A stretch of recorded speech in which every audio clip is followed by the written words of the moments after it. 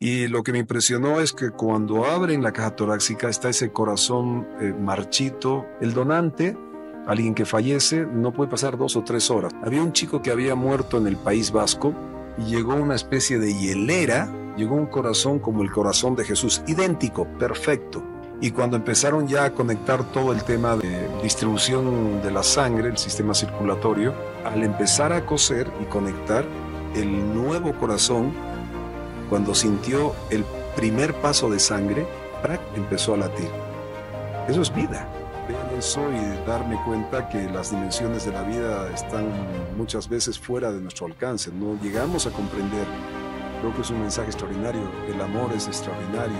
Realmente esas son las cosas que Dios hace, solo que hay que interpretarlas. El fútbol siempre da segundas oportunidades, ¿no?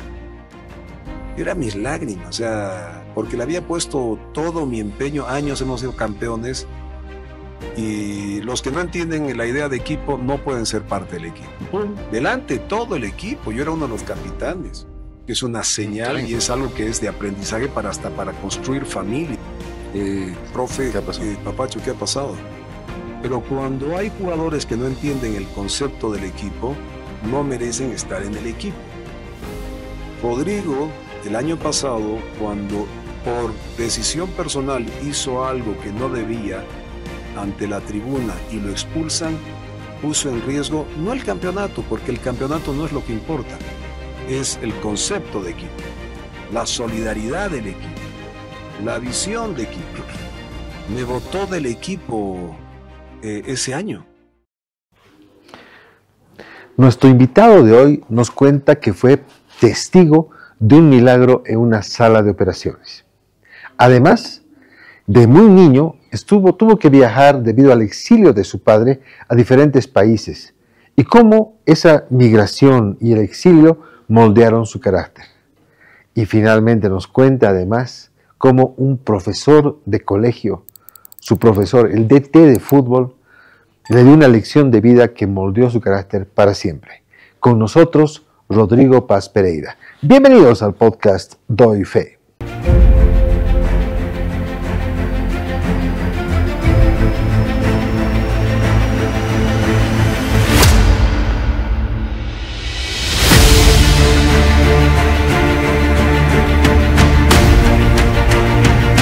Quiero hablarte de la línea Sabores Cascada.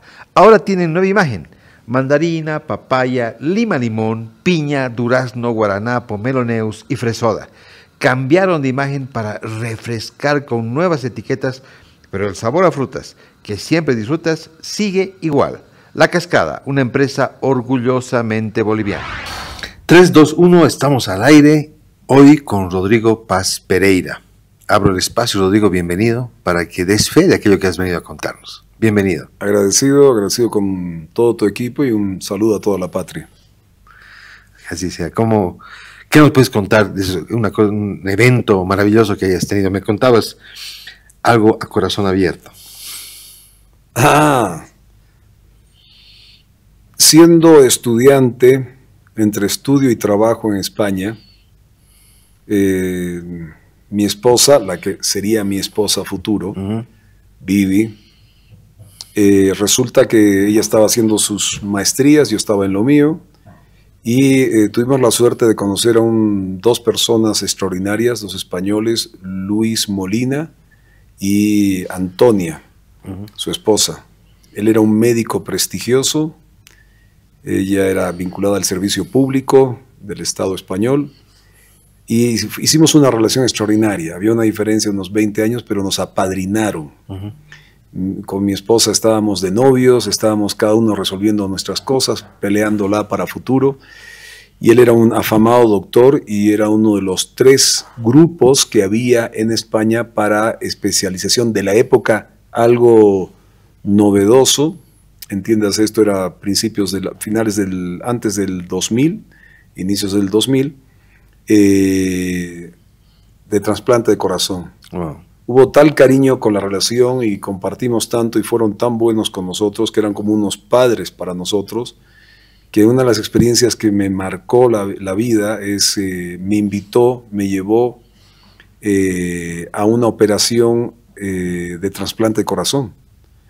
Vi todo el proceso, cómo se abría, era un señor de unos 61, 62 años, cómo le abrían con bisturí eléctrico, sentir el olor de la carne quemada, cómo con una especie de sierra abrían el tema de el esternón, cómo retraían la caja torácica, todo un sistema de cables que entraban por el cuello para llevar la sangre de su cuerpo. Al paralizar los pulmones, y está claro que paralizan el corazón, todo el sistema, un corazón artificial, está generando oxigenación de la sangre, y me hizo recuerdo como vemos esas máquinas que hacen frappé, el frappé de piña, el frappé de... así era una máquina aquí a la izquierda. Yo era parado, aquí estaba la cabeza del señor y el cuerpo completo. Entonces vi todo ese procedimiento, evidentemente con todo el equipamiento de operación de cirugías de este alto nivel, y lo que me impresionó es que cuando abren la caja torácica está ese corazón marchito, lleno de grasa, color negrizo, y de ahí llega un corazón de un chico, porque los trasplantes tienen que ser el donante, alguien que fallece, no puede pasar 2 o 3 horas, no sé cómo será ahora, pero en esa época me acordaba que 2 o 3 horas. Había un chico que había muerto en el País Vasco, en un accidente de bicicleta, 18 años, y llegó una especie de hielera, así como cuando pones, yo pensé que era algo más sofisticado, pero pones las cervezas en una hielera, llegó un corazón como el corazón de Jesús, idéntico, perfecto, de un chico de 18 años.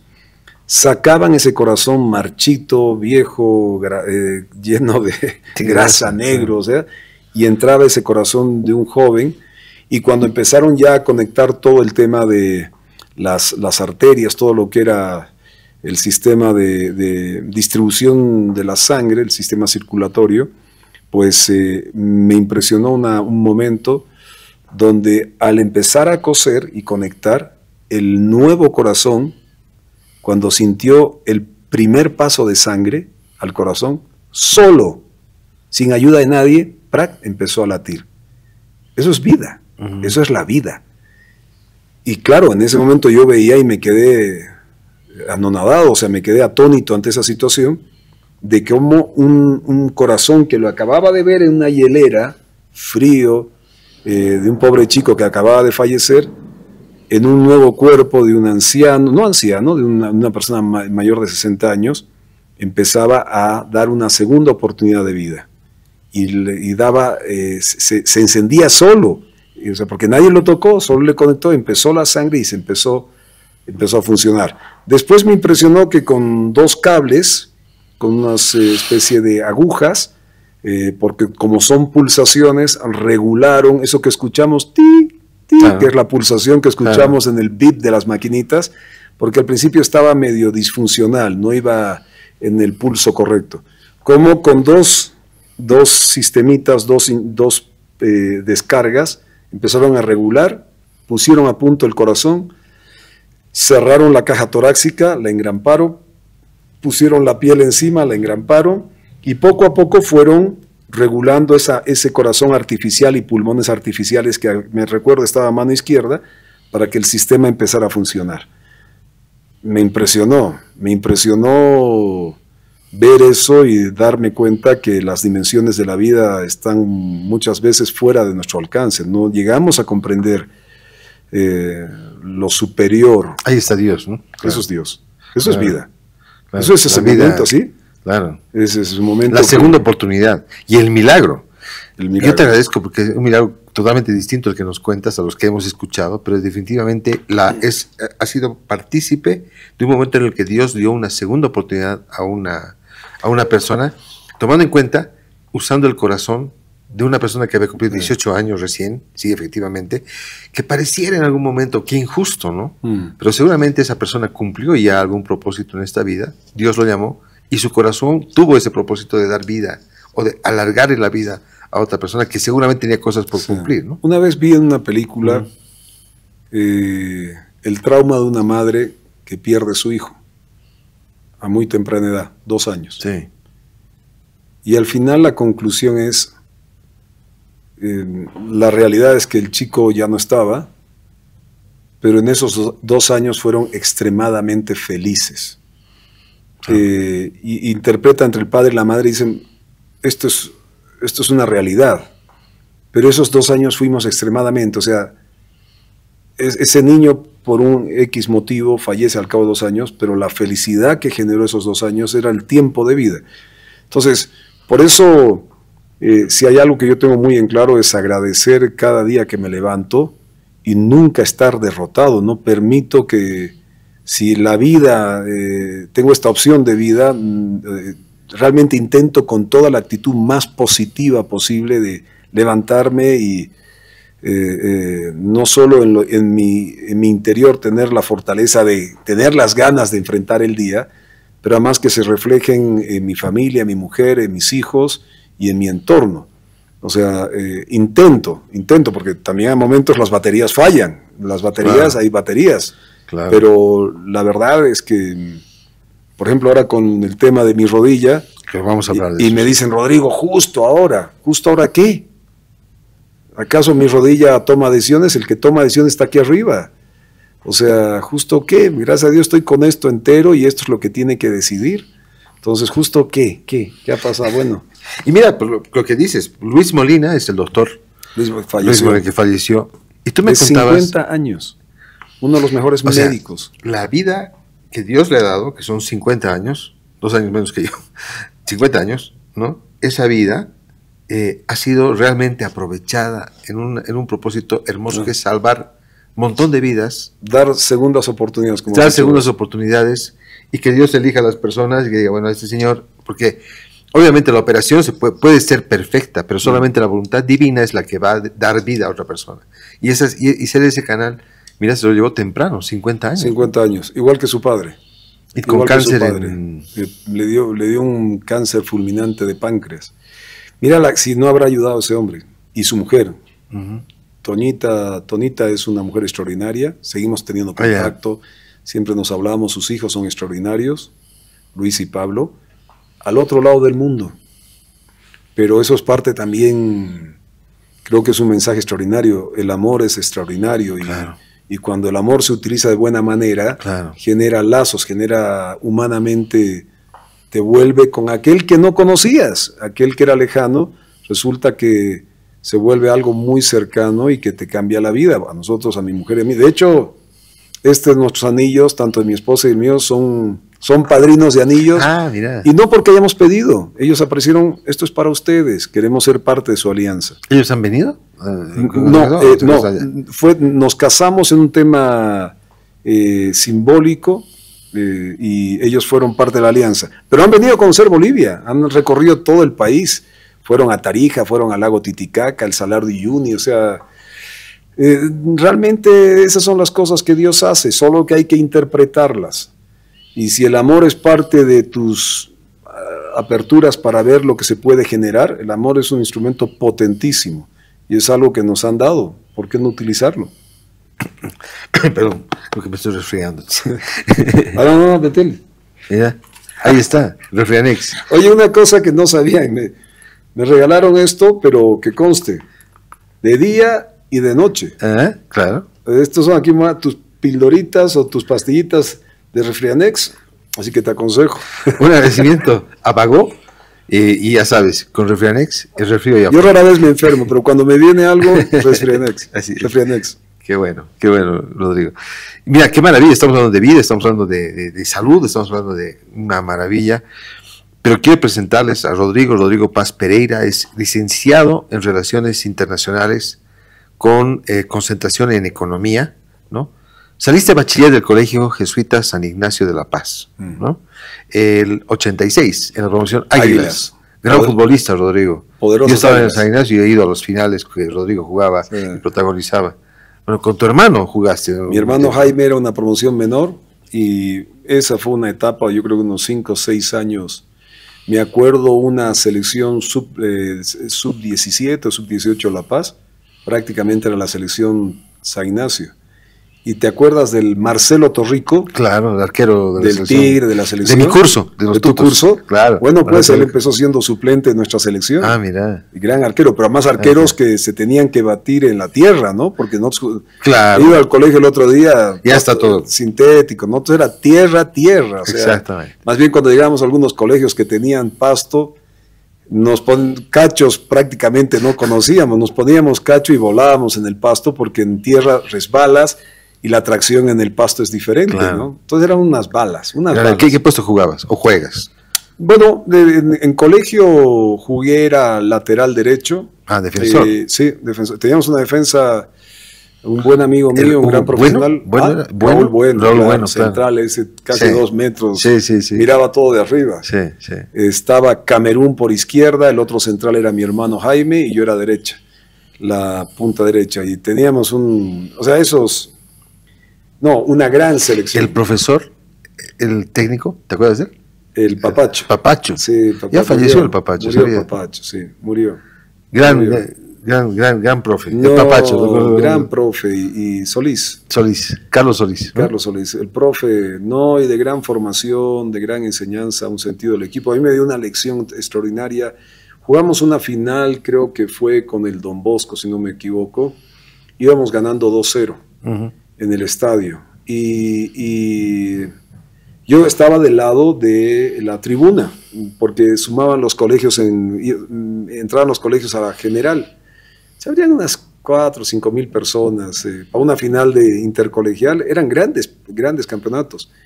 Y me acuerdo que me insultaban. Y yo, siendo chango, estaba en lo que antes se llamaba tercero medio. Y el Papacho me dio una lección durísima. Hoy sería quinto de secundaria, ¿no? Hoy día sería quinto de secundaria.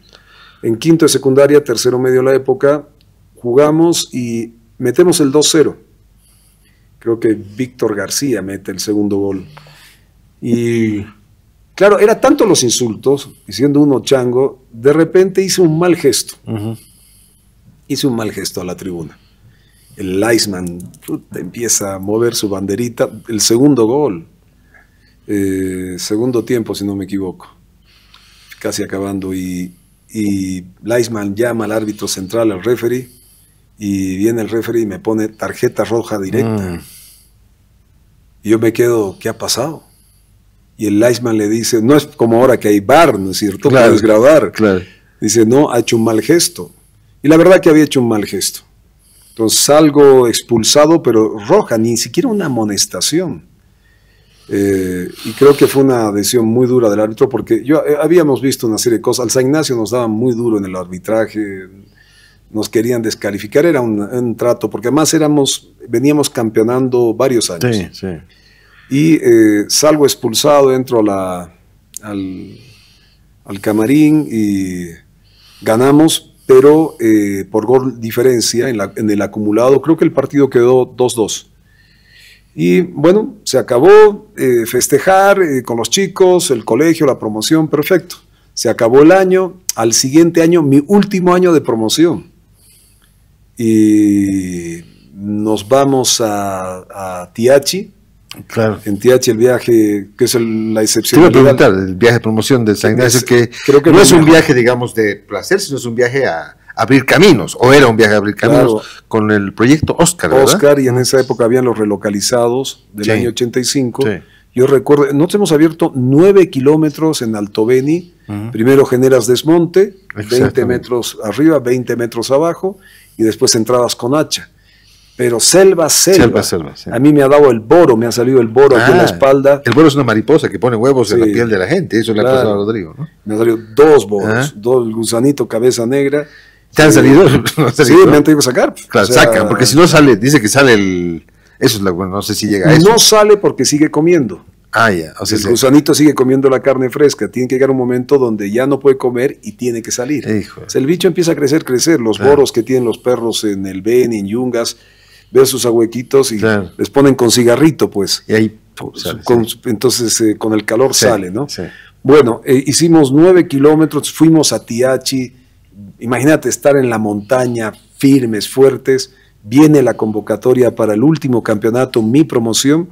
Estamos todos sentados y me acuerdo Papacho empieza a hablar, esto y lo otro, bueno, los seleccionados, yo era titularazo, mi hermano, o sea, ya era una suerte de orgullo de ser de la selección, y no me pone en la lista.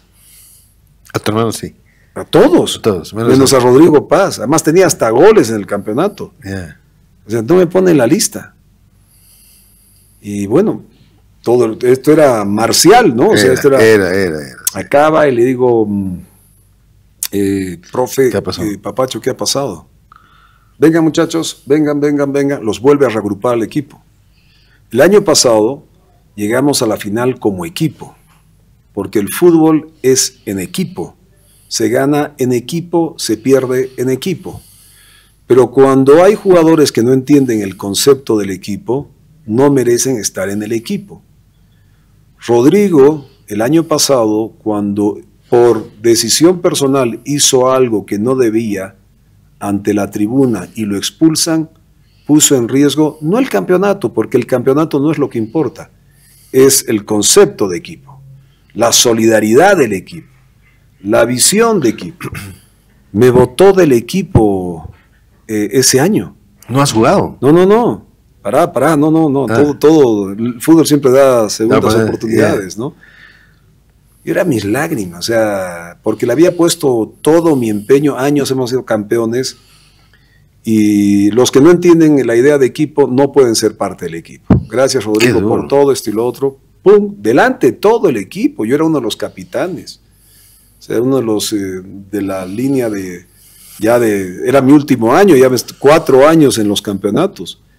Bueno, perdón que me haya alargado, pero es que es una señal y es algo que es de aprendizaje hasta para construir familia, construir empresa, construir... Eso fue una enseñanza de vida. Construir país, ¿por qué no? Construir país, entender el concepto de equipo. Entonces, en lágrimas, callado.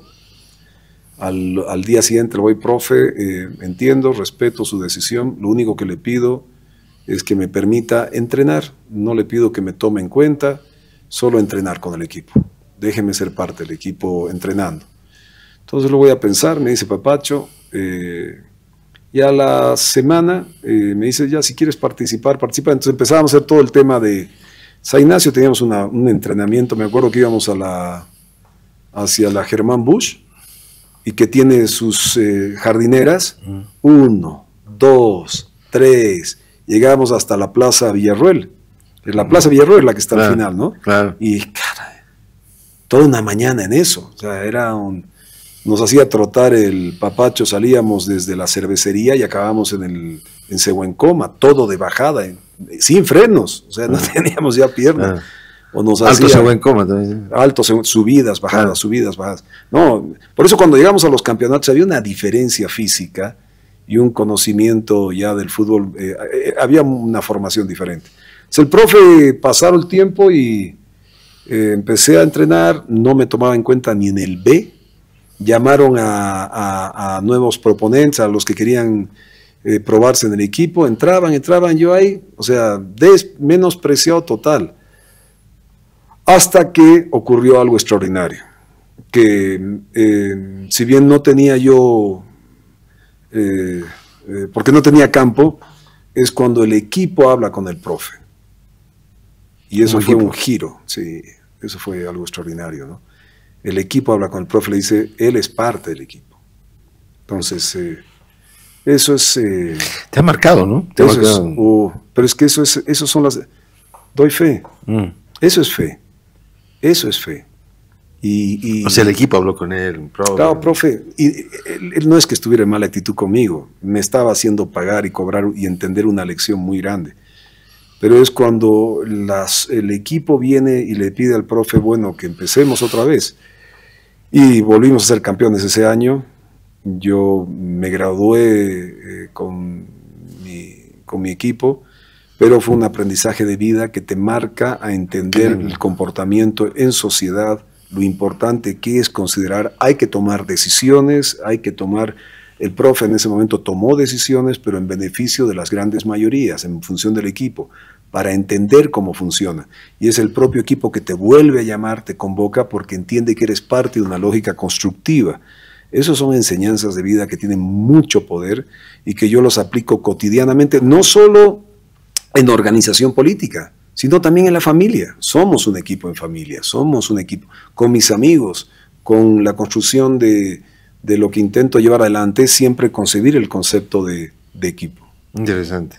Interesante, Rodrigo. Pero bueno, ustedes saben. Eso ha sido central. Gracias por compartirlo. Gracias por compartirlo. Muy espero que sea también de utilidad. No, sí, sin duda. Además, qué lindo que Doy Fe hagamos un homenaje al Papacho. Yo lo he querido muchísimo al Papacho. Yo he tenido siempre 2 pies izquierdos, pero siempre me trató con mucho cariño. Y el profe de atletismo, el profe Prado. Gonzalo Prado, sí. Sí. No, grandes formadores. El Tino, ahí no me acuerdo, Tino en básquet igual, ¿no? Sí. Que ha sido entrenador de mis hermanos, ¿no? Lozada, no me acuerdo, no me acuerdo del apellido, pero al profe Tino, un abrazo igual. Ustedes saben que Rodrigo ha sido diputado uninominal en 2 ocasiones, ha sido presidente del Consejo Municipal de la ciudad capital del departamento de Tarija, has llegado a ser alcalde de Tarija, sí. Y senador por el departamento de Tarija y hoy precandidato. Sí, cuando salimos de la alcaldía, yo nunca repito cargos. Las 2 diputaciones uninominales eran diferentes. Sí, son 2 circunscripciones distintas, ¿no? Creo que debo ser el único que he ganado 2 circunscripciones diferentes, porque pasamos del campo a la ciudad, de la ciudad pasamos al consejo y del consejo a la alcaldía. Hemos hecho una carrera de servicio, yo creo que hay que construir servicio, yo creo que hay que cambiar la mentalidad. Los servidores públicos tienen que tener una carrera, que es diferente al desarrollo de hacer política, pero tú eres un servidor público. Hay muy poca gente que de corazón quiere ser servidor público, ven más bien el Estado como servicio personal o como sobrevivencia, pero yo me he formado para el servicio público y en ese sentido, ya llegando a ser senador, fuimos parte de un proyecto que desgraciadamente creo que en los últimos, sobre todo el último año, no tuvo buen destino, que era Comunidad Ciudadana. Ahí hay una cantidad de gente muy interesante y en vez de que desde Comunidad generaran un nuevo paso de la renovación y el cambio político en Bolivia, resulta que Comunidad Ciudadana se fue a acoplar con todo el respeto, pero bajo personajes que son parte de la historia de los últimos 30, 40 años en proyectos nacionales. Entonces, cuando yo salí ya no retornando a la candidatura a la reelección, por ejemplo, al ser alcalde, con todo el equipo propusimos hacer un proyecto nacional que tenga base desde el sur. ¿Por qué no? Les dije, oiga, Víctor Paz salió del sur, Jaime Paz salió del sur, el presidente Arce, Aniceto Arce, que es el presidente de la Revolución Industrial en Bolivia, sale del sur. ¿Por qué el sur no puede proponer a la visión nacional? Y si algo me siento orgulloso es que luego de 5 años, desgraciadamente, yo pensé que en su momento en el apoyo a lo que fue el proceso de Comunidad Ciudadana iban a hacer de esa renovación y cambio muchos liderazgos nuevos y darle la oportunidad, pero en vez de darle oportunidad a esos liderazgos, le estamos dando la oportunidad a los que han estado 30, 40 años. Y mi compromiso con Tarija fue, voy a retornar con un proyecto nacional donde Tarija va a participar junto al resto de los 8 departamentos. O sea, desde Tarija proponer algo a la patria, con todo el respeto, ¿no? Pero proponer. Bueno, en eso estamos, con una visión nacional, con un conocimiento de este monstruo, porque el Estado Tranca, este Estado Central, es un monstruo. Y yo he peleado ese monstruo 21 años. El Evo a mí me ha metido 16 procesos. Yo no me he ido de este país, me he quedado acá y he enfrentado cada proceso y cada año era denigrar a mi familia, poner titulares. Y hemos ido a la fiscalía las veces, yo no me he ocultado ante la fiscalía, siempre que me han dicho, venga usted acá, yo he ido, va a caer preso, agárreme preso, yo no le escapo a ustedes, o sea, porque la actitud también es parte. Imagínate si Pedro no hubiera ido a Roma. No vayamos a Roma, nos van a maltratar. Imagínate si la fe no hubiera llegado a Roma.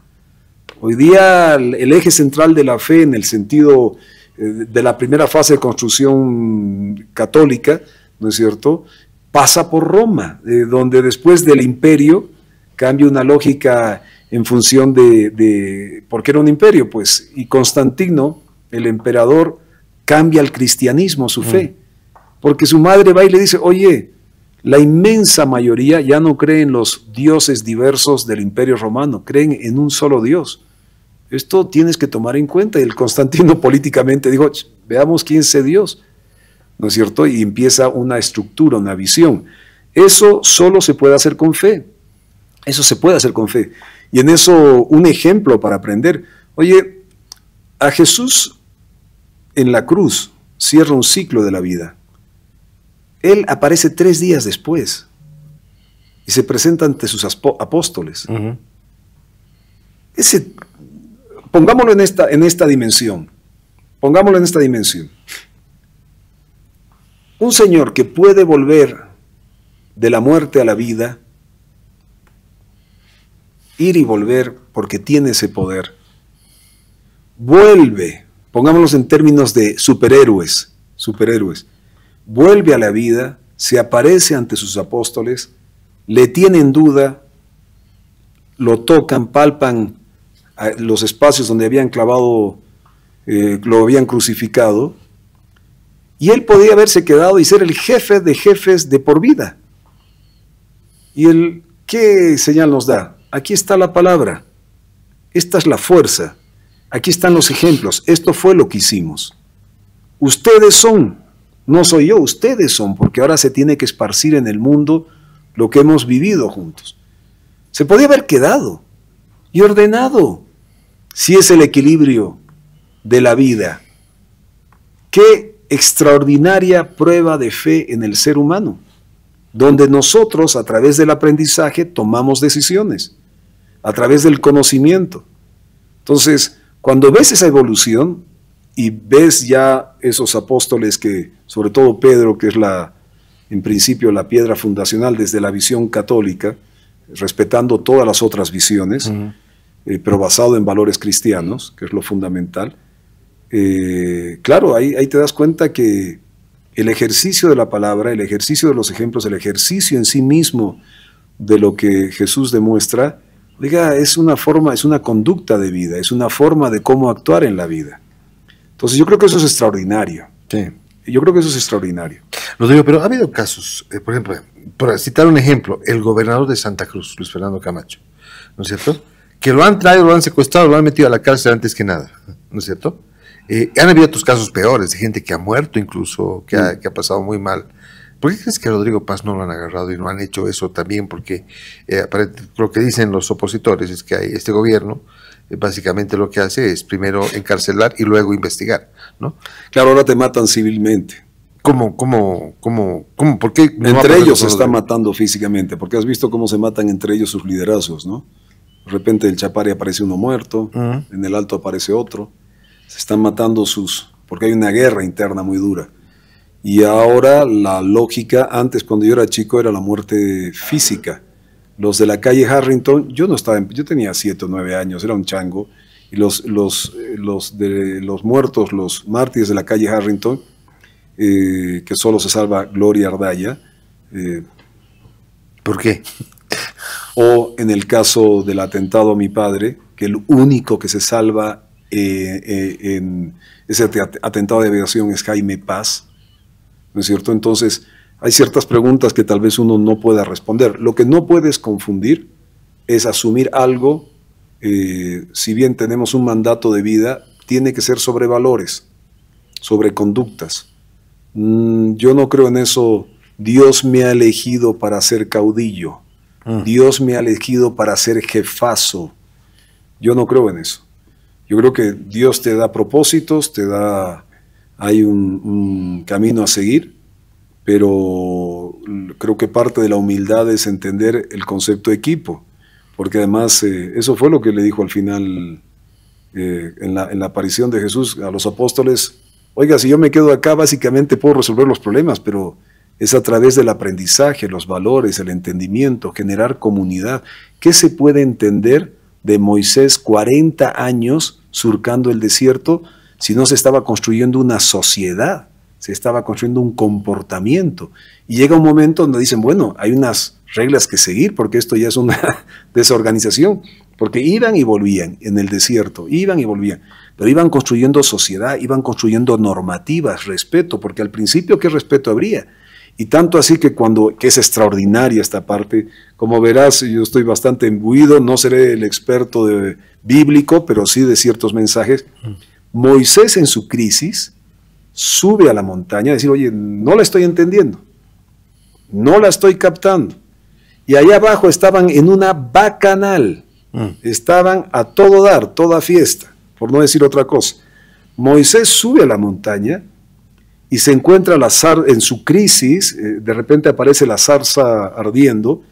Imagínense un arbusto que te empieza a hablar en fuego. Oiga, esto es algo que no... Entonces, y cuando le explica la preocupación Dios sobre lo que está... Permítenos robarte unos segunditos de tu podcast, Doy Fe, porque tenemos una excelente noticia que compartir contigo y para ello estoy con nuestro productor Miguel Guzmán. Miguel. Marcelo, todos los domingos a partir de las 8:30 de la noche estaremos en señal abierta por Palenque TV.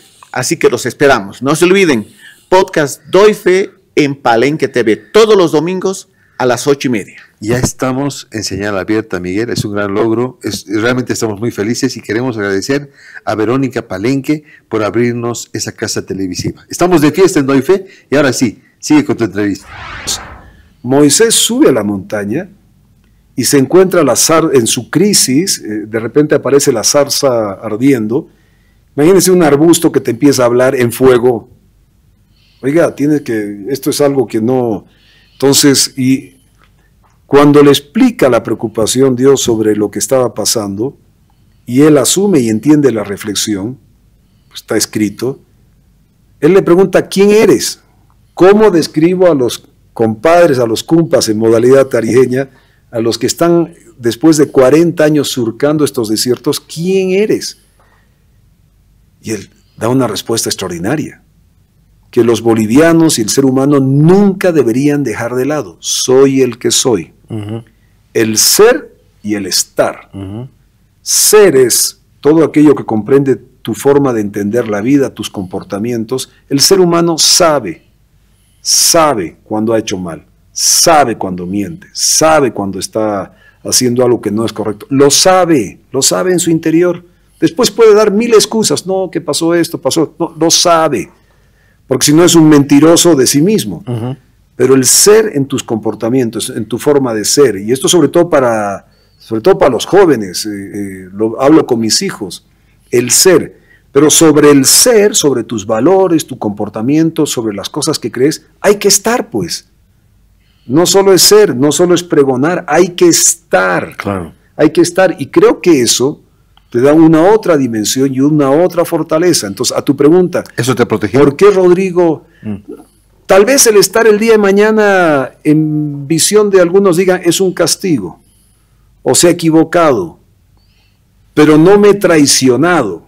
Eso está claro, sobre aquellos valores cristianos que creo que tengo y comparto con mi familia, de respeto a la vida, de respeto al prójimo. Hay que estar, pues, claro, fallamos, eso es verdad, fallamos en algunas conductas, pero intento estar a lo que soy, comportarme por aquello que soy.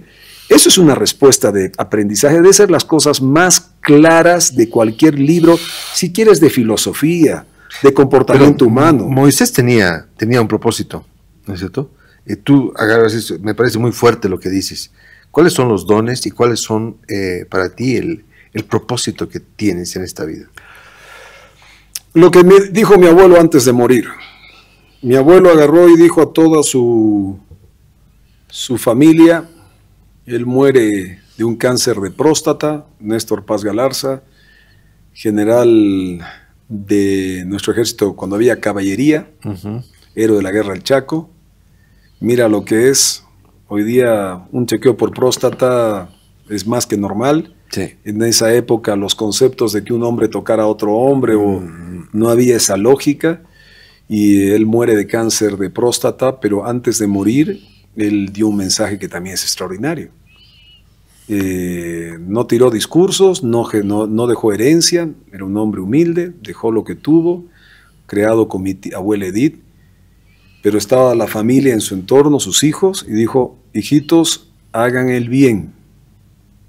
Nada más. Hacer el bien. Ya es muy difícil, ¿no? Ya es muy difícil. Pero qué objetivo más loable. Hacer el bien. ¿Cómo lo haces? El ser y el estar. ¿Cómo entiendes la vida? ¿Cómo actúas en la vida? Pero qué mensaje extraordinario. Hacer el bien. Wow. Rodrigo, hago un flashback, ¿no? A raíz de la dictadura en Bolivia y la aplicación en Sudamérica de este tema del Plan Cóndor y todo aquello, ¿no? Has cursado en diferentes unidades educativas de 10 países, ¿no? Toda la parte, digamos, primaria del colegio. ¿Cómo ha sido la experiencia? ¿Cómo ha sido de niño la experiencia de tener que emigrar, no solo emigrar, sino salir así huyendo del país? Claro, bueno, al principio no entendíamos mucho, éramos muy chiquitos, ¿no? La primera salida de exilio, si no me equivoco, yo tendría, esa palabra ya ni la entienden hoy día, exilio. La primera sería, yo tendría 3 años, y Jaime, mi hermano, que es 1 año y 4 meses menor. Entonces, entender, yo mis primeras memorias es un pedacito en La Paz, en la Plaza Isabel la Católica, y de ahí empieza mi memoria de niño a activarse mucho más en Santiago de Chile, una vida en Santiago de Chile, viene el golpe de Pinochet, de ahí nos vamos a la Argentina, viene el golpe de Videla, y de ahí Perú, Ecuador, Colombia, Venezuela, empezamos a saltar, hemos estado en todos los países sudamericanos, y un lapsus en España, mi madre es española, menos Brasil, Paraguay y Uruguay, en todos. 1 año he estado en 3 países diferentes, en 3 colegios diferentes, en 1 año. Wow. Si el ciclo educativo son 12 años, vean esto, si el ciclo educativo son 12 años, mis últimos 6 años, o sea, la mitad, los últimos 6 años, entre Panamá y Bolivia se fueron en 2 colegios. En Panamá el colegio Javier, que también era de jesuitas, y en Bolivia el colegio San Ignacio. Mis primeros 6 años estuve en 8 diferentes unidades educativas, tanto en Bolivia como en el exterior. En 6 años, 8 colegios. Pero casi todas o todas eran jesuitas. Jesuitas. Los jesuitas, así como hay para reprochar el comportamiento de muchos jesuitas y de algunos jerarcas que no supieron castigar el mal comportamiento de algunos, yo soy bendecido por la compañía de Jesús, porque tanto a Jaime como a mi persona nos trataron, nos cuidaron y además nos cambiaban hasta nombres. Como éramos hijos de perseguidos políticos, en algunos países mi nombre era otro, porque no podía haber registro de hijos de Jaime Paz o de Carmen Pereira, mi madre, porque eran fichados en Sudamérica, parte del Plan Cóndor, que eran golpes de Estado seguidos, y era un conjunto de países que cumplían este Plan Cóndor. Era, si Jaime Paz, mi padre, llegaba a algún país, lo perseguían en ese país, se iba a otro. Y por consecuencia, toda la familia, ¿no es cierto? Pero no solo con nosotros, con todos aquellos hombres y mujeres, familias bolivianas que lucharon por crear una democracia en Bolivia. Complicado. Y bueno, mucha muerte, eso es lo que vive, mucho dolor. Eso es lo que han vivido ustedes cuando eras niño, ha vivido tal vez mucha gente, por decirte, en Venezuela, teniendo que salir de su país, dejarlo todo e irse a otro país. ¿Cómo es eso? Hay una persona que yo quiero mucho, es mi novia actualmente, que ha emigrado de Venezuela, Jessica, que le mando un abrazo. Y una cosa que siempre dice es que eso es de vivirlo, ¿no? ¿Cómo es esta situación? ¿Cómo es eso de dejar tu país, dejar cosas, o dejar lo que estás dejando y volver a irte a otro país, de repente las maletas siempre ahí en la puerta? ¿Cómo ha sido eso? No hay maletas. No hay maletas. No, sales con lo que tienes. Con lo que tienes, imagínate, claro. Peor todavía. De hecho, en Venezuela vivimos un buen tiempo y fue un tiempo feliz, porque si bien no fue muy prolongado, vivíamos en unos barrios, y pregúntale a tu novia, Jessica, estaba el famoso aeropuerto La Carlota, y alrededor de La Carlota... Esto es en Caracas. En Caracas. Estaban los barrios periféricos, y nosotros vivíamos en un barrio muy, muy humilde, un barrio realmente de muy, muy bajos ingresos, muy peligroso, pero inmediatamente nos hicimos, como mi hermano Jaime, con Jaime teníamos una capacidad de adaptarnos, de resiliencia, como le llaman ahora.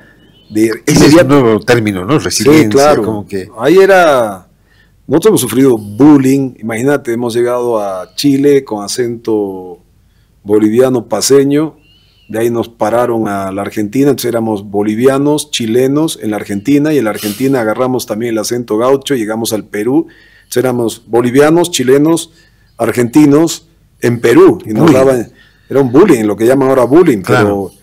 ¿Y cómo era ese bullying? ¿Cómo? A puñetes, pues. ¿Así? Claro. Con mi hermano desde chico a puñetes, o sea, yo era el hermano mayor, yo recibía un poco más, y mi hermano Jaime, a medida que fue creciendo, ya nos volvimos, se volvió una buena dupla puñeteadora, entonces no nos dejábamos, pero claro. Se ha forjado el carácter. Sí, y medir, porque a momentos ya éramos demasiado violentos, o sea, era tanta la agresividad que se daba en algunos momentos que reaccionábamos, ya parábamos en las direcciones de los colegios, ¿no? Porque imagínate, nos cambiaban de culturas, de lógicas de comportamientos. Entonces, de Chile a la Argentina al Perú, Ecuador, Colombia, Venezuela, cada país tiene sus reglas. Entonces éramos los nuevos en el barrio y a zarandear a los nuevos. Siempre había algún solidario, siempre había alguien bueno, ¿no? Pero eran los puñetes y llegaba yo maltratado. Justo Pepe Reyes, que muere en la calle Harrington, en el golpe de García Mesa, él, me acuerdo en Venezuela, claro, llego con el ojo así, lo había defendido a mi hermano Jaime porque lo estaban bulleando, lo estaban abusando y nos dieron duro, pero yo llego herido, el otro llega, nos defendíamos como podíamos. Entonces Pepe Reyes nos dice, a ver, muchachos, vengan, a ver, Rodrigo, vení, yo estaba un poquito más grande, a ver, parate. Y entonces me quería dar, él era un ex policía, era de la academia, entonces me ponía a guardia, estilo otro, y como veía que no tenía mucho talento, ya, mira, Rodrigo, vos agarras de los pelos, lo tiras al piso, le muerdes la oreja, ya, todo vale. Tele como puedes, claro. Tele como puedas. Pero nos íbamos ganando el respeto, nos daban y nos íbamos haciendo respetar y íbamos generando amistades, ¿no? Y la vivencia nos ha dado una visión amplia de Latinoamérica, una visión geopolítica, geoeconómica. No por nada creo que acabé haciendo relaciones internacionales para entender ese comportamiento. Una cosa es teorizar, otra cosa es vivirlo. Y yo he vivido esas culturas, se han quedado grabadas en mi memoria. Y la gastronomía, por suerte tenía un padre que no lo veíamos mucho, pero los pocos momentos que teníamos, si algo nos ha enseñado mi padre en algunas... Jaime es un padre ausente. Sí, por las condiciones. Mi madre tuvo un rol mucho más preponderante, mucho más preponderante. Mi madre era periodista y con su trabajo nos mantenía básicamente porque ahí había poco o nada de recursos. La gente cree que porque Jaime fue presidente nosotros hemos nacido en cuna de oro y hemos vivido una vida excepcional, ¿no? Ha sido una vida durísima, por eso entiendo pobreza, por eso entiendo lo que ha significado persecución, el abuso del Estado, hambre, el cruce de la primera vez que yo sentí hambre fue cuando, siendo muy chicos, yo tendría 5 años, 6 años, llegamos a Argentina, a Buenos Aires, y nos meten en unos edificios baldíos, y las familias, esta era una familia, ponían una tela, otra familia, una tela, otra familia. Entonces era un corredor donde las familias iban separadas por telas. Y recuerdo que fuimos como mi madre española, gallega, tenía un tío suyo que vivía en Buenos Aires. Y claro, eran migrantes, muy pobres, pero era la única familia que tenía mi madre. Imagínate una española que casado con un boliviano se viene a Bolivia a luchar por la democracia, tiene hijos, y no es como ahora que tú agarras el celular, llamas, FaceTime, ves la fotografía y algo te puede dar fortaleza, ¿no? En esa época, un teléfono cada 6 meses, ¿no? O sea, no estabas con tu papá, estabas con tu mamá. Con mi madre llegamos a Buenos Aires. Yeah.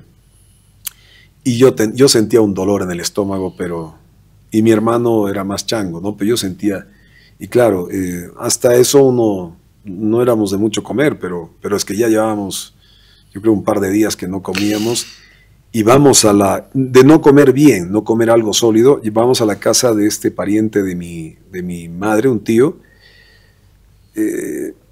La hornalla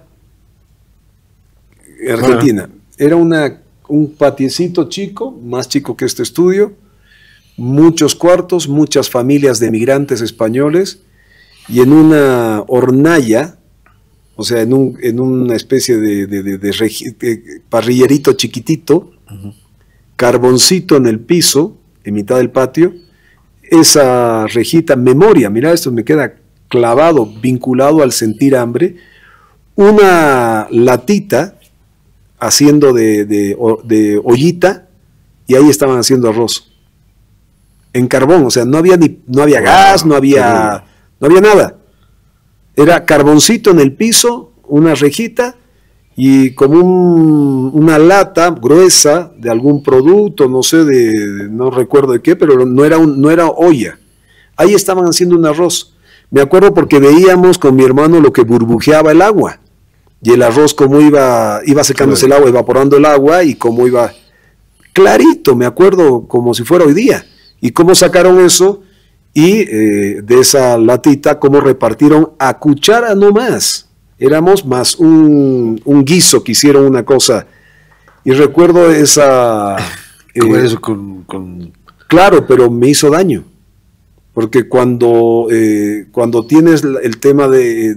no es hambre en sí, hambre, pero cuando has dejado de comer un tiempito y te has alimentado mal, el cuerpo tiene algunas reacciones. Me acuerdo que me hizo una reacción, y lo tengo en la memoria, pero fue un arrocito así, un guisito, una cosa, un estofado, alguna cosa que hicieron, que era más salsa que nada, ¿no? Y de ahí me di cuenta el concepto porque era muy niño yo, y me di cuenta el concepto, ya asumir conciencia de lo que significa pobreza, la falta de salud, la falta de educación, ver lo que ocurría, claro, como eran familias, familias, la falta de atención médica, o sea, cómo solidariamente entre las familias se ayudaban. Mi madre era enfermera y actuaba medianamente de médico, o sea, ganaba sus recursos porque escribía muy bien, era periodista, pero su profesión, ella estudió enfermería. Entonces, cómo se ayudaban en las familias para curarse, no había atención, no había nada, o sea, son cosas... O sea, tanto que una niña es muy dura. Pero siempre en positivo. Ya. O sea, esto es lo importante. O sea, de todos estos hechos hay que aprender. No hay que amargarse, no hay que ser no puedes generar odio de esto, sino positivo, o sea, ampliar, siempre ver... al final lo que quieres es resolver los problemas. Son experiencias de vida que te va a llevar en algún momento a generar soluciones macro, digamos, creo yo. Claro. Esa es la proyección que deberías darle, ¿no? O en la familia. O en la familia. Una cosa es que yo esté haciendo política, pero lo cotidiano, con tu mujer, con tus hijos. Una vez me preguntó mi hija bueno, a ver, algún secreto. Y yo le dije, no es secreto, hija, es bien complicado, pero básicamente el arte de vivir es saber tomar decisiones. Parece una estupidez, pero vas a ver que en tu vida, mi amor, a lo largo de tu vida, ya con tu autonomía, decidir es factor fundamental. Hay cosas que tú no decides, pero lo que sí tú puedes decidir, vas a tener que decidir, o vas a tener que dejar de decidir, pero eso en sí mismo es una decisión. Entonces, el arte de la vida es saber, tomar decisiones. Tengo que hacer esta pregunta. Cuando tu papá llegó a ser presidente, ¿fue como vivir la otra cara de la medalla? ¿El poder? No, porque Jaime es bien sencillote, mi padre es sencillote, nosotros teníamos ya el picacho, que era nuestra especie de refugio familiar, y a partir de ello no ha cambiado mucho. No, la verdad que no ha cambiado mucho. Ahora, se te dan oportunidades.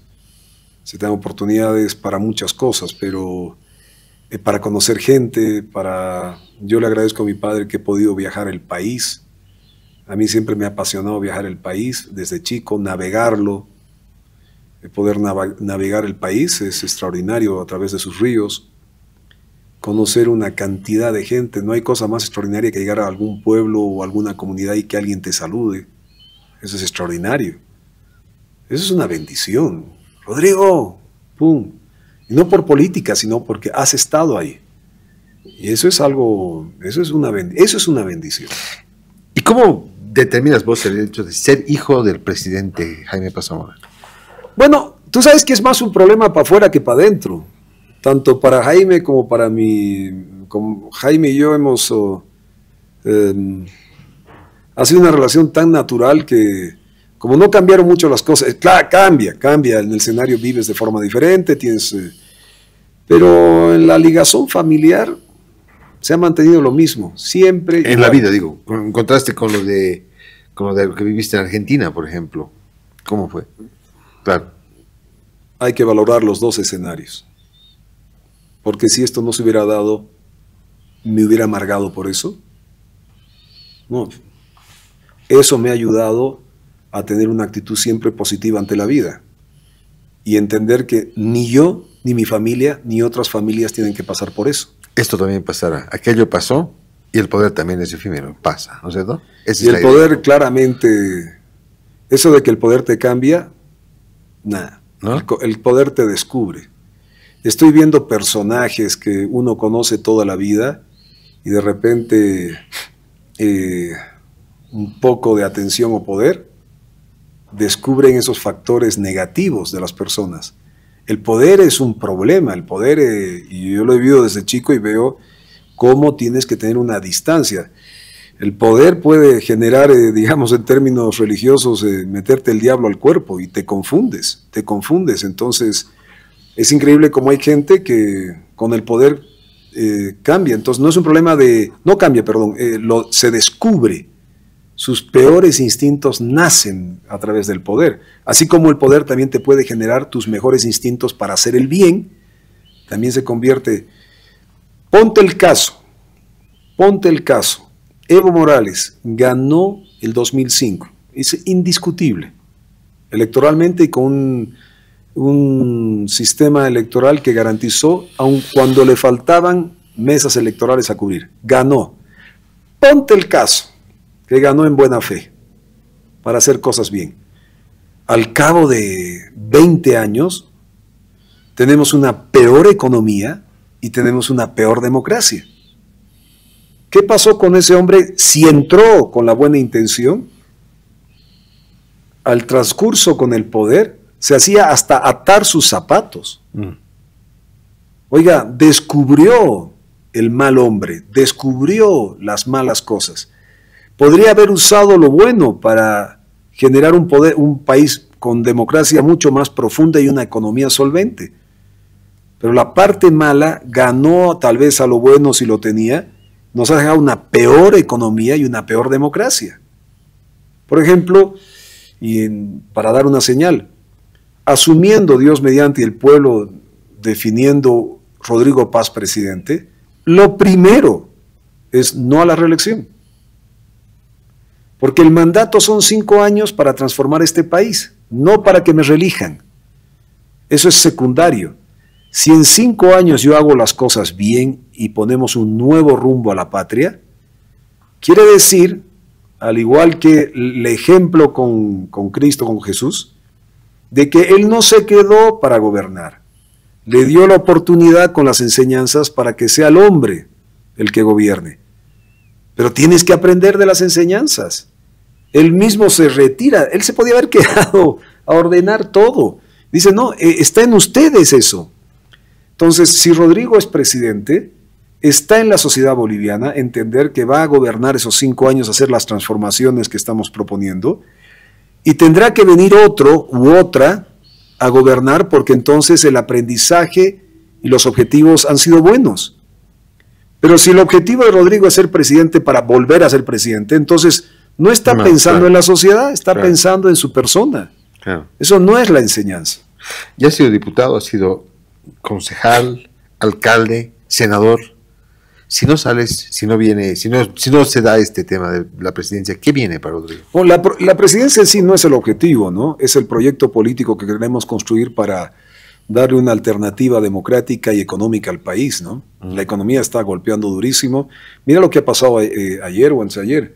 El Perú, 2.200 millones de dólares en agroexportaciones. 2.200 millones de dólares. Muy por encima de lo que exportamos hoy día al gas. Muy por encima de lo que exportamos. Te están mandando palta, uva, una cantidad de productos agroexportables, ¿no? Dicho esto, en Bolivia tú estás castigando a través del gobierno a todo el sistema productivo. Y te voy a poner un ejemplo. La economía. Perdón, la carne. La carne hoy día, que tenemos sobreabundancia de carne, te está valiendo por entre 70 y 80 bolivianos el kilo carne magra, pero tenemos sobreabundancia de carne. Con la carne que producen en el país podríamos comer todos y volver a los precios anteriores. Pero para colmo viene el gobierno y dice, no vas a exportar. Porque el que produce carne no solo le puede dar carne a todo el país, los productores, pero también puede exportar para que ingresen dólares que tantos necesitamos. ¿Cuál es la señal del gobierno? Le pone trabas a la producción, no les da ventajas, por ejemplo, crediticias, impositivas o arancelarias, y para colmo está cerrando con la Argentina para que la Argentina traiga carne a competir con nuestra carne. Oiga, esto está desquiciado. No es la prioridad la producción nacional, lo que genera empleo, lo que exportando nos trae dólares, lo que permite que esos dólares después puedas reinvertir, lo que genera economía, mueve y un efecto multiplicador. No, este gobierno ha dicho, tú no vas a poder exportar, tienes que tener ciertos regímenes, ciertas estrictas normas para vender en Bolivia, y para colmo te voy a traer a los argentinos, que son buenísimos en carne, a competir en nuestro mercado. Oiga, ¿qué es eso? Rodrigo, se va acabando el tiempo. Quería preguntarte, ¿qué quisieras que dejar? A ver, creo que es una pregunta que se la copio a un pastor argentino que yo quiero mucho, a Dante Gebel, que que en alguna prédica, tuve oportunidad de verlo aquí, hablaba, y esta pregunta es clave, que me ha gustado mucho y siempre la planteo. ¿Qué es lo que quisiera que tus hijos, los 4 hijos que tienes, ¿no? Y tu esposa Vivi, si es que tú te adelantaras, digamos, escriban en tu epitafio? Buenísimo eso, ¿no?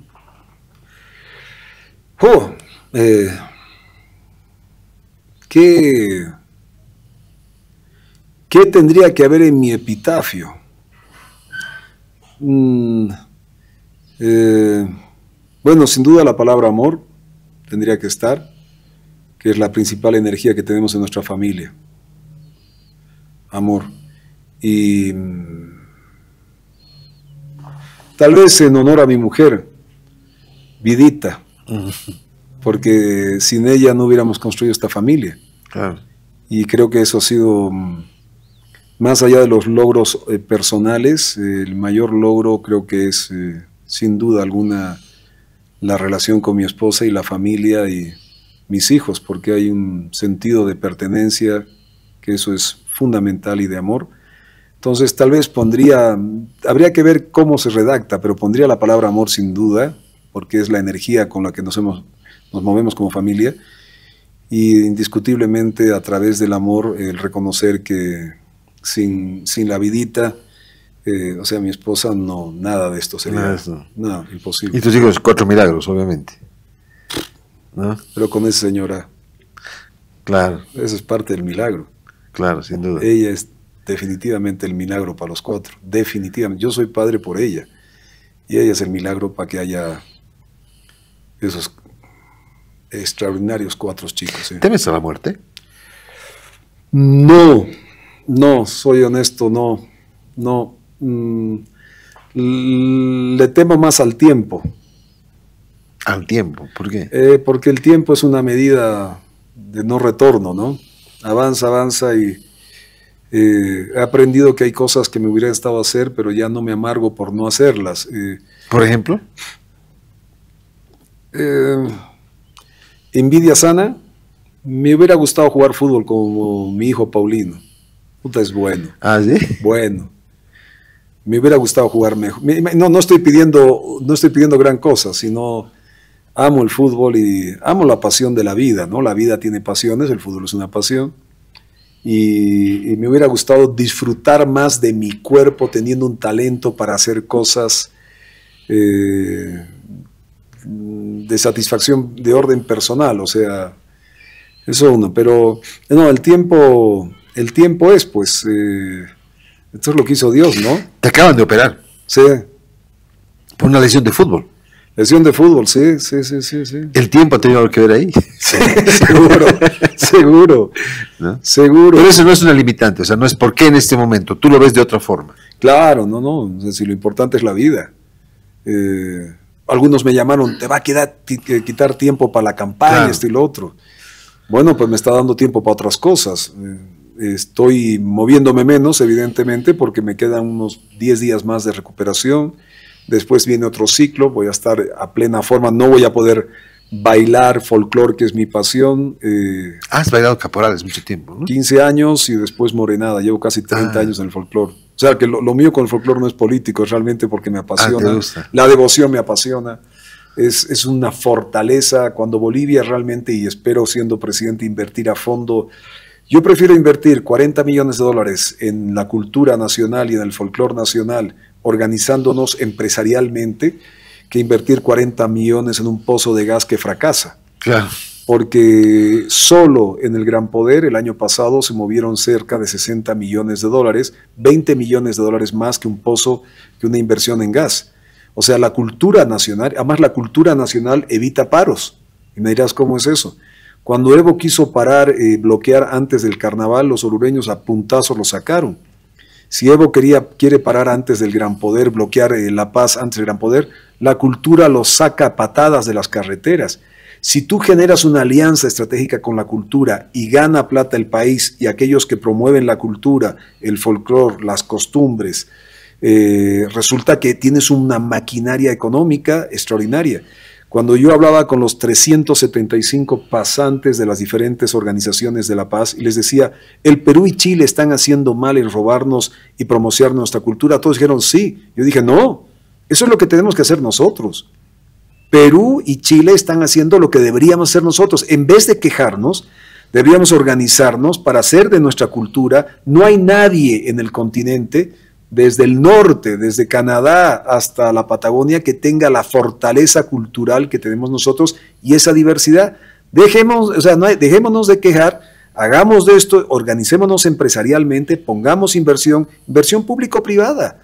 Inversión público-privada. Pongamos en vez de 40 millones de dólares en campos gasíferos, lo que te decía, en cultura, pero organícense con cuentas claras, transparentes, porque no es regalo, no es el Estado el que te está regalando. Es una sociedad de lo que tú sabes hacer bien, sabes organizarte bien, con una sociedad, con el Estado, para promocionarnos a nivel mundial y que vengan de todas partes, con una sola condición, fuera de las cuentas claras. Es que cada vez que quieran bloquear, ustedes tienen que ser los primeros en salir, porque esto es un negocio que lo vamos a hacer para los siguientes 100, 200 años del país, y los bloqueos no pueden ser parte de ese proceso. Pero absoluto acuerdo, por eso creo que vamos a hacer un gran cambio una vez seamos gobierno, porque estas visiones no las tienen los otros candidatos. Hacen de la cultura para bailar, promocionar, ponerles una tarimita, un grupito. Yo quiero hacer negocio de la cultura y que Bolivia viva en gran parte por nuestra cultura. Qué linda entrevista. Gracias a todo el equipo, gracias a la cascada. Ay, y menciono a la cascada y se me viene a la mente que uno de los hijos de Don Dineid ha sido compañero tuyo también, ¿no? De promoción. De los Águilas, ¿no? Sí, el Iván. El Iván, claro. Claro, tipazo. Claro, claro. Y paso con unas hijas bellísimas y él es un tipo, gran tipo. O sea, no puedo yo quejarme de las amistades que he tenido. Después, cómo hacen las cosas, otro tema, pero de las amistades no me puedo quejar. Yo siempre viendo lo positivo de cada uno y en especial Iván, gran tipo. Un agradecimiento a la cascada, como decían, a Laboratorios Bagó por su apoyo publicitario, Bueno, gracias, Rodrigo, por dar fe de esas historias que nos has contado. Espero que no haya aburrido, no, espero para que sirva nada, de algo, para porque nada. al final esto más que hablar de uno es hablar de experiencias que sean de utilidad a la gente. Y hablar diferente, ¿no? Porque siempre te van a preguntar de política, queremos sacarte un poco de eso. Sí. En gran medida lo hemos logrado y te agradecemos por No. la disposición y por este tiempo que nos has dado. Toda la fuerza, todas las Un gusto. posiciones. Que te vaya Gracias, muy papá. bien, muchas Gracias. bendiciones y que Gracias. recuperes pronto tu salud completa. Este ya está recuperado. Ahí está. Agarro saco, meto la mochila y le Y empieza, vas a pedir. Claro, claro. Vas a hacer en moto quieres hacer tu campaña. Estaba ¿verdad? trayendo ahora, pero claro, con esto tengo que parar unos 40. Lo bueno de la moto es que, como te dije, es barato. Por ejemplo, de aquí a Oruro, par de horas, no tengo trancadera, me paso, pan, y llego a Oruro y está el equipo en Oruro. Claro. No tengo que llevar vagonetas, no tengo que llevar 6, 7 personas encima, como hacen la típica campaña. Me subo a la moto con mi compadre, que le decimos en Tarija, mi pierna, mi compañero de viaje, los dos vamos. A lo sumo se te pincha la rueda, cambias, reparas, sigues ruta. Sigues. Entonces sale Pero no más te quedes barato. en medio del desierto esta vez, como en Atacama. Ah, en Ya ves. Atacama. Te ha pasado, ¿no? En Atacama me Claro. quedé, claro, y yo no sabía, falta de información es parte del pecado, que del punto a otro punto gasolinera eran 500 kilómetros. Ay, caray. Ya. Y la autonomía de la moto da para 370 más alguna gasolina extra. Y era 2 de la noche, en la noche no viajan en el desierto, se corta. En Chile, desierto En de Chile, Atacama. claro. ¿Esto qué año fue? El anteaño pasado. El año pasado. Entonces yo estaba viendo las estrellas, puse las luces de emergencia, un frío extraordinario, me cubrí, me puse todo lo que podía y me tiré en el piso para que la resistencia con el viento sea la menor posible y estar más apegado a la tierra, que todavía mantiene algo de calorcito, Claro. sobre todo el asfalto. Como le pega el sol todo el día, el asfalto todavía mantiene unas Mantiene. horas. Está tirado al lado de la moto y de repente veo al fondo, veo una luz y digo, ya veo el titular. Senador boliviano encontrado muerto, acuchillado. O sea, en ¿qué el pensaste que desierto. era la luz? Que era y estaba miedo a recogerte. Claro, porque no de sale. arriba, Es como ya. que la gente, los transportistas, hay mucho comercio, no viaja en la noche. Ya. De Iquique para abajo no viaja en la noche. Claro. Porque yo fui a ver Arica, Iquique, a conocer todo lo que era el litoral boliviano. Tocopilla, Mejillones, Antofagasta. Hice la ruta, o sea, he hecho varios viajes, pero entramos por el norte, bajamos toda la ruta, llegamos a Antofagasta y de ahí entramos por Calama, que era boliviano, San Pedro Atacama, pasé Jama, que es un paso casi a 5.000 metros, y de ahí llegas y distribuyes hacia la Argentina y hacia Bolivia. Ahí está el famoso, que también entré, el Hito Cajón Bolivia, donde se roban todos los autos chilenos, entran por ahí, y sale también el narcotráfico. Te lo digo porque lo he visto, y se lo digo al gobierno porque sabe, pero no hace nada. No hace nada. Yo he hecho todo eso, Oyahue, ¿Has visto todo eso? Tambo Quemado, Pisiga, todas las entradas, todas me las conozco. 3 veces he hedo el recorrido. Ah. Yo estaba tirado, estrellado, y dije, senador, además titular en algún periódico, y esa luz venía tintileando como las estrellas. De repente aparece mi amigo que me viene a buscar y él se iba a quedar sin gasolina. Compartimos, me pone un poco de gasolina, nos amarramos las 2 motos y claro, hacíamos una acelerada y de ahí nos dejábamos dentro porque es plano y llegamos 4 o 5 de la mañana a Antofagasta. El compadre. El compadre, el pierna. Qué maravilla, Sí, qué bien, qué sí, bien, sí, qué sí. bien. Algún día, Qué lindo, mira, qué lindo. algún día vamos a escribir todas estas O sea, aventuras. tienes que hacerlo, claro que sí. Sí. Bueno, este fue el episodio de Doy Fe de esta semana. Si te ha gustado, por favor, no olvides escribirnos, darnos like y compartir con tus amigos y familiares. Rodrigo, muchas Una vez gracias. más, gracias. Un gusto, Un una vez cariño, más. gracias. Este es el adelanto de nuestro próximo episodio. Hombre, se pone furioso, se para y me dice, tú me estás diciendo que yo soy igual a tú que eras, y me empieza a insultar, que eres un gusano que recién está viniendo a Wall Street, yo tengo 30 años de experiencia, yo soy un fan manager con no sé qué, manejo no sé cuántos billones, y me estás diciendo que eres igual a mí. Le digo, sí. Le digo, sí, la verdad que sí. Quiero hablarte de la línea Sabores Cascada.